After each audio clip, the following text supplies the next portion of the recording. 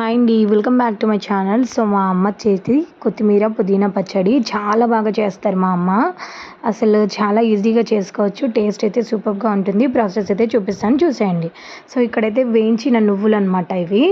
So ఒక half cup అయితే నువ్వులను అయితే ఫస్ట్ రోకల్లో వేసుకొని బాగా దంచుకోవాలి. సో ఇవి కొంచెం మెత్తగా అవ్వాలన్నమాట. సో ఇవైతే ఇవి ఫ్రై చేసిన కొత్తిమీర పుదీనా.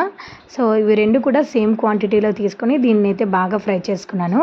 సో తర్వాత దీంట్లో అయితే రెడ్ చిల్లీ పౌడర్ అయితే యాడ్ చేశాను అనమాట. గ్రీన్ చిల్లీస్ యాడ్ చేయలేదు.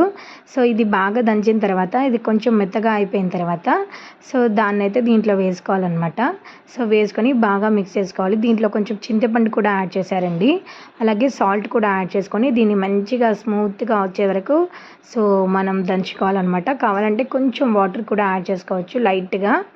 సో తర్వాత దీన్నంతని ఒక బౌల్లోకి తీసుకొని దీనికైతే పోపు పెట్టుకోవాలి.